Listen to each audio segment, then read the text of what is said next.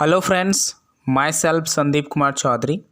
Welcome to your on YouTube channel Radhishyam English Classes.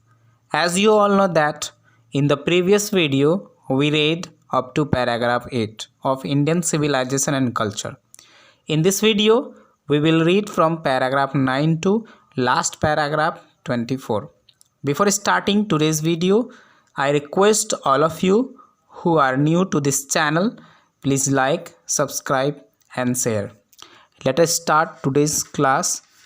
Your ninth paragraph is the Indian civilization as described by me. The Indian civilization, भारतीय सभ्यता as described by me, जैसा कि मेरे द्वारा वर्णित है, has been so described by its votaries, और इसके तरफदार द्वारा भी उसी तरह से वर्णित किया गया है. In no part of the world and under no civilization have all men attained perfection. दुनिया के किसी भी हिस्से में और कोई भी सभ्यता में वहाँ के सभी लोग सिद्धि को प्राप्त नहीं कर पाते हैं. परफेक्शन का अर्थ होगा सिद्धि. The tendency of the Indian civilization is to elevate the moral being. That of the Western civilization is to propagate immorality. इस प्रकार है the tendency of Indian civilisation, भारतीय सभ्यता की जो प्रवृत्ति है वो नैतिक स्तर को बढ़ाना है. ठीक है, जबकि पश्चिमी सभ्यता का अनैतिकता का प्रचार प्रसार है. The latter is godless, the former is based on a belief in God. The latter is godless, बाद वाला ईश्वरहीन है. The former is based on, और पूर्व वाला जो है वो ईश्वर में विश्वास रखने वाला है. So understanding and so believing, बहुत ही समझने लायक और बहुत ही विश्वास करने योग्य. It we hopes every lover of India to cling to the all civilisation even as a child cling to the mother's breast. यह भारत से प्यार करने वालों का कर्तव्य है, जिम्मेदारी है कि भारत की पुरानी सभ्यता से ऐसे चिपक जाए. Even as a child clings to mother's breast, जैसे कि बच्चा अपनी माँ के छाती से चिपकता है. This is your 9th paragraph. And your 10th paragraph is, आपका जो 10वां पैराग्राफ है वह इस प्रकार है. I am no hater of the West. मैं पश्चिमियों का निंदक नहीं हूँ, मैं उसका बुराई करने वाला नहीं हूँ. I am thankful to the West for many a thing I have learn from western literature. मैं पश्चिमियों का आभारी हूँ कि उनकी साहित्य से बहुत कुछ सीखा. But I am thankful to modern civilisation for teaching me that if I want India to rise to its fullest height. लेकिन मैं आधुनिक सभ्यता का भी आभारी हूँ यह सिखाने के लिए कि अगर मैं भारत को शिखर तक पहुँचाना चाहता हूँ तो I must tell my country man frankly, मुझे अवश्य अपने देशवासियों से क्लियरली बात करना होगा दैट कि after years and years of experience of modern civilisation, आधुनिक सभ्यता के वर्षों अनुभव के बाद, I have learned one lesson from it, मैंने इससे एक सबक सीखा है. And that is that we must shun it all cost, और वह यह है कि हमें इसे किसी भी कीमतों पर दूर रखना चाहिए. ये आपका 10वां पैराग्राफ था. 11वां पैराग्राफ में आपका इस प्रकार है. What is modern civilisation. आधुनिक सभ्यता क्या है. It is worship of the material, यह संसाधन की पूजा है. मटेरियल जो सामान वस्तुएं हम लोगों के आसपास में पाई जाती है. It is the worship of the brute in us, यह हमारे अंदर के भाव शून्यता की पूजा है.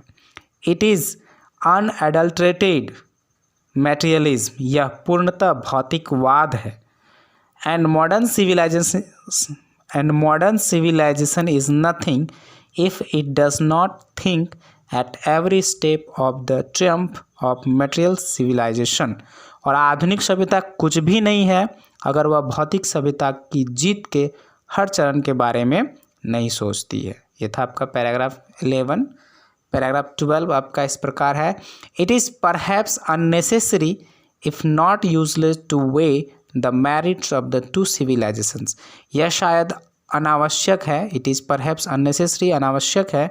If not useless to weigh, अगर नहीं तो बेकार है.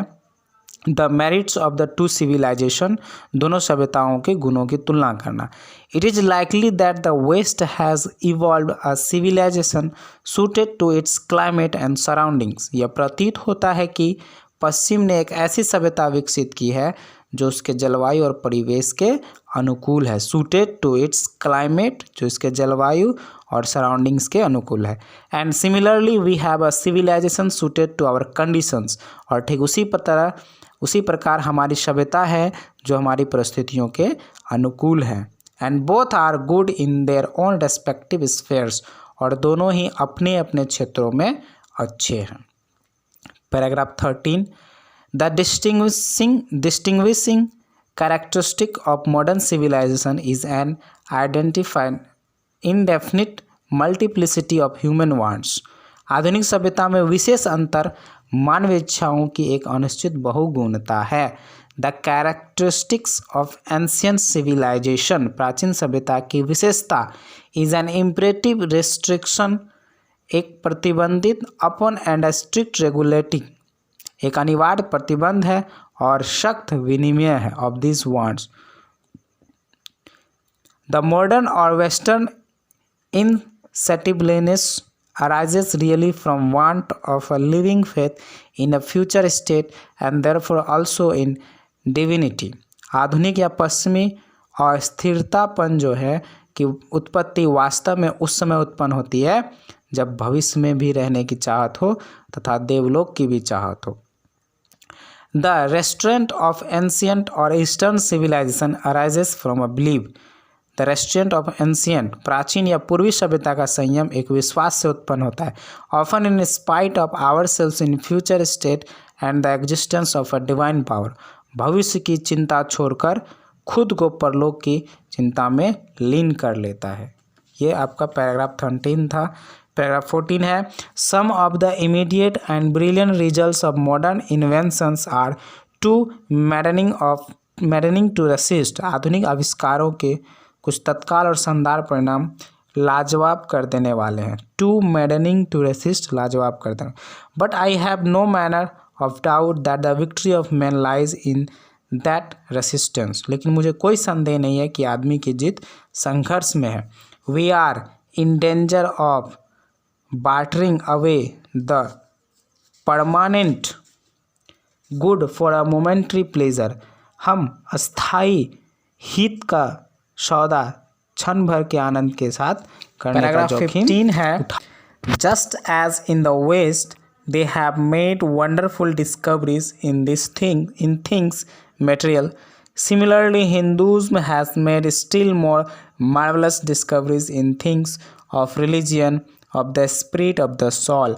just as in the west, जिस तरह पश्चिमियों ने they have made wonderful discoveries, अद्भुत वस्तुओं की खोज की है in things, similarly उसी प्रकार Hinduism has made still more marvelous, उसी प्रकार हिंदू धर्म ने भी आध्यात्मिक तथा अंतरात्मा के क्षेत्र में बहुत से अद्भुत सिद्धि प्राप्त की है। Paragraph 16, but we have no eye for this great and fine discoveries. पर हमारा ध्यान इतने उत्तम खोजों पे नहीं है। We are dazzled by the material progress that western science has made. पश्चिमी विज्ञान ने जो सांसारिक वस्तु में प्रगति की है उसने हमें चकाचौंध कर दिया है। डेजल्ट, चकाचौंध करना। I am not enamoured of that progress, मैं उस प्रगति से मोहित नहीं हूँ। In fact it almost seems as though God in his wisdom had prevented India from progressing along those lines. वास्तव में it almost seems as though, ऐसा लगता है कि जैसे कि गॉड इन हीज विजडम, भगवान ने अपने ज्ञान से, wisdom had prevented India, Bharat को प्रगति की उन पंक्तियों के साथ खड़ा होने से रोक दिया है। So that it might fulfil it's special mission of resisting the onerous of materialism, ताकि वह भौतिकवाद के बढ़ते कदम का विरोध करने के अपने विशेष मिशन को पूरा कर सके। यह था आपका पैराग्राफ 16। पैराग्राफ 17 में है, after all there is something in Hinduism that has kept it alive up till now. After all, आखिरकार हिंदुत्व में कुछ ऐसा है जो अभी तक उसे जीवित रखे हुआ है। It has witnessed the fall of Babylonian, Syrian, Persian and Egyptian civilisations. यह बेबीलोनियन, सीरियन, फारसी और मिस्र की सभ्यताओं के पतन का साक्षी बना। Cast a look around you, where are Rome and Greek.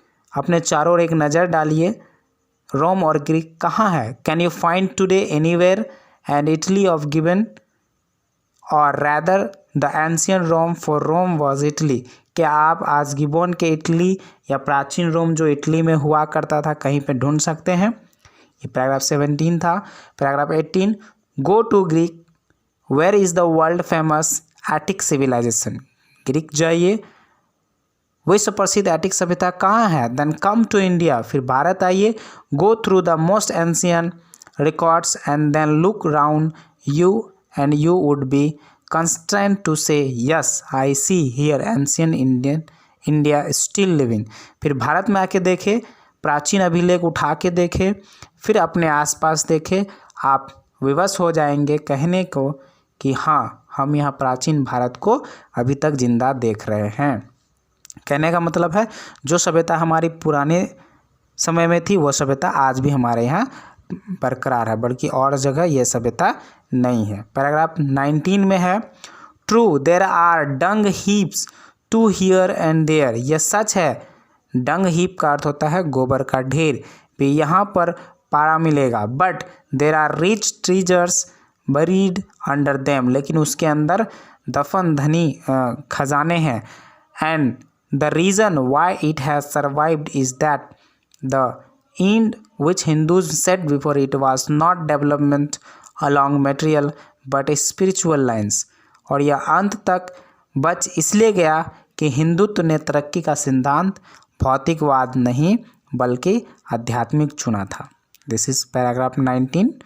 Paragraph 20, our civilisation, our culture, our Swaraj depend not on multiplying our wants self indulgence but on restricting our wants self denial। our civilization, हमारी सभ्यता, our culture, हमारी संस्कृति, our Swaraj, हमारी स्वराज, हमारी इच्छा भोग वृद्धि पे नहीं बल्कि इच्छा भोग को सीमित करने पर टिकी हुई है। Paragraph 21, European civilisation is no doubt suited for the Europeans but it will mean ruin for India if we endeavor to copy it। यूरोपीय सभ्यता कोई संदेह नहीं है कि यूरोपियों के लिए अनुकूल है, but it will mean रूइन for India, लेकिन भारत के लिए विनाशकारी होगा। इफ़ वी इंडिवियर, अगर हम इसे नकल करने का प्रयास करते हैं। This is not to say that, यह कहने की आवश्यकता नहीं है कि we may not adopt the assimilate whatever may be good and capable of assimilation by us. हमने अब नहीं अपनाया और पचाया जितना कुछ हम लोगों के लिए अच्छा था और पचाने लायक था। As it does not also mean that even the Europeans will not have to part with whatever evil might have crept into it। और इसका मतलब ये भी नहीं है कि जो कुछ बुराई यूरोपियों में पनपनाई है उसका जिम्मेदार वह नहीं होगा। Paragraph 22, the incessant search for material comforts and their multiplication is such an evil and I make bold to say that भोग विलास की वस्तु की निरंतर खोज और इसमें लगातार वृद्धि एक ऐसी बुराई है और मुझे बोलने पर विवश कर देती है। The Europeans themselves will have to remodel their outlook if they are not to perish under the weight of the comforts to which they are becoming slaves। यूरोपियों को अपने दृष्टिकोण को फिर से तैयार करना होगा यदि वे आराम के भार के नीचे नाश नहीं होना चाहते हैं जिसके वे गुलाम बन रहे हैं। It may be that my reading is wrong but I know that for India to run after the golden fleece is to court certain death. हो सकता है कि मेरी अध्ययन गलत हो, पर मुझे मालूम है कि भारत के लिए गोल्डन फ्लिस के पीछे भागना घातक साबित हो सकता है। Let us engrave on our hearts the motto of a western philosopher, plain living and high thinking। आइए हम अपने दिलों पर एक पश्चिमी दार्शनिक के सिद्धांत के आदर्श वाक्य सादा जीवन और उच्च विचार अंकित कर ले। Today it is certain that the millions can not have high living. आज यह निश्चित है कि लाखों लोगों को उच्च जीवन नहीं मिल सकता। And we the few who profess to do the thinking for the masses run the risk in a vain search after high living or missing high thinking. और हमसे जो कोई जनता के लिए सोचने का जोखिम उठाता है, उच्च रहन सहन में रहने के बाद उच्च विचार को खो देते हैं। ये था paragraph 22। Paragraph 23, civilisation in the real sense of the term consist not in the multiplication but in the deliberate and voluntary restriction of wants. सभ्यता असल में बहुलीकरण में नहीं बल्कि स्वेच्छता से ज़रूरतों पर लगाम लगाने का नाम है। This alone increases and promotes contentment, real happiness and capacity for service. यह अकेले संतोष, वास्तविक सुख और सेवा की क्षमता को बढ़ावा देता है। ये था आपका 23 और लास्ट पैराग्राफ का 24। A certain degree of physical harmony and comfort is necessary but above a certain level it becomes a hindrance instead of a help. कुछ हद तक शारीरिक सद्भाव और आराम आवश्यक है, पर उसके बाद यह मदद के बजाय एक बाधा बन जाती है। Therefore, the ideal of creating an unlimited number of wants and satisfying them seems to be a delusion and a snare. इसलिए अनंत इच्छा को पालना और उसकी पूर्ति करना एक भ्रम, डेलिशन, भ्रम और जाल जैसा लगता है। The satisfaction of one's physical needs, even the intellectual need of one's narrow self, must meet at a certain point on a dead stop. व्यक्ति के स्वयं की संकुचित शारीरिक तथा मानसिक जरूरतों की पूर्ति एक निश्चित बिंदु पे जा मिलती है, वो है मृत्यु। Before it degenerates into physical and intellectual voluptuousness, इससे पहले कि यह भौतिक और बौद्धिक विलासिता में गल जाए, a man must arrange his physical and cultural circumstances. एक आदमी को अपनी शारीरिक और सांस्कृतिक परिस्थितियों की व्यवस्था कर लेनी चाहिए। So that do not hinder him in his service of humanity on which all his energies should be concentrated, ताकि मानवता की सेवा में बाधा न दे जिस पर उसकी सारी ऊर्जा केंद्रित होनी चाहिए। यहाँ पर आपका यह चैप्टर समाप्त होता है। आपने इसमें पढ़ा कि भारतीय सभ्यता कैसे और सभ्यता से भिन्न है ना। सारी सभ्यताएं नाश हो चुकी परंतु हमारी भारतीय सभ्यता अब तक जीवित है। दोस्तों, इस चैप्टर से रिलेटेड जो भी शॉर्ट टाइप क्वेश्चन आंसर्स है और ऑब्जेक्टिव टाइप क्वेश्चन आंसर है वो नेक्स्ट वीडियो में आपको मिल जाएगी। और साथ ही आपके लिए एक इन्फॉर्मेशन है, यदि आप ऑनलाइन मैथ की क्लास करना चाहते हैं तो अमित मैथ्स क्लासेस यूट्यूब पर एक चैनल है, आप उनको सब्सक्राइब कर लें। बहुत ही अच्छे तरीके से उस पर मैथ बताया जा रहा है और काफ़ी हद तक वो आपके लिए लाभदायक साबित होगी। Thank you for watching this video.